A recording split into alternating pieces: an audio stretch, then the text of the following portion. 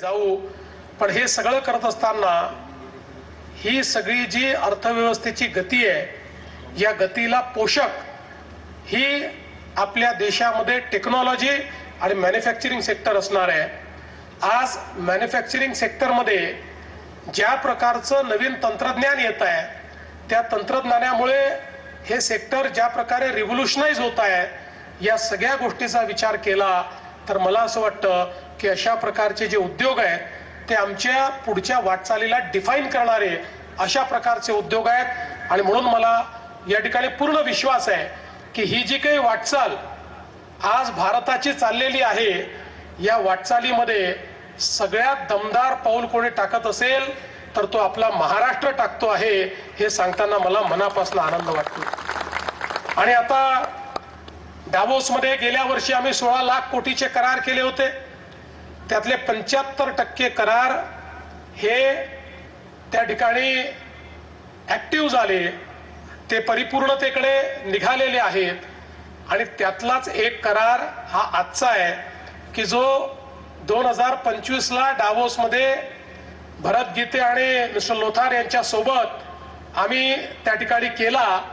आणि मला असं वाटतं की ज्याला लाइटनिंग स्पीड म्हणतात अशा स्पीडमध्ये भरत गीतेंनी तो या ठिकाणी अस्तित्वात आणला आणि आज प्रत्यक्ष त्याचं उद्घाटन करण्याकरता आम्ही येतो आहोत। मला असं वाटतं की उद्योग मंत्री म्हणाले ते खरं आहे, टीका करणाऱ्यांना कृतीनेच उत्तर दिलं पाहिजे, शब्दाने उत्तर देऊ नये, ते कृतीनं उत्तर आजच्या या आपल्या उद्योगामुळे मिळालेलं आहे। ज्या प्रकारे FDI सोबत टेक्नॉलॉजी अशा दोन्ही गोष्टी एकत्रितपणे या ठिकाणी या उद्योगाने आणलेल्या आहेत हे अत्यंत महत्वाचं आहे। आणि मला सांगताना आनंद वाटतो की ज्याचा उल्लेख भरतने केला, आम्ही हा प्रयत्न केला की महाराष्ट्रातलं जे काही औद्योगिक प्रगती आहे ही एक प्रकारे लॉपसाइडेड होती। महाराष्ट्राची औद्योगिक प्रगती ही काही प्रमाणात मुंबई, MMR, पुणे इथे थांबत होती, ती विकेंद्रित झाली पाहिजे, ती सगळ्या भागात गेली पाहिजे अशा प्रकारचा प्रयत्न आम्ही सुरू केला। प्रत्येक भागामध्ये नवीन इंडस्ट्रियल मॅग्नेट्स कसे सुरू होतील त्याचा आपण विचार केला।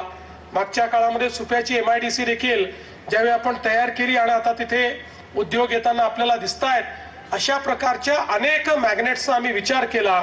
आणि मला सांगताना या ठिकाणी आनंद वाटतो की यावेळी आम्ही उत्तर महाराष्ट्रातले जे 5ही जिल्हे आहेत या 5ही जिल्ह्यांमध्ये त्या ठिकाणी गुंतवणूक आणण्यास यशस्वी झालो। जवळपास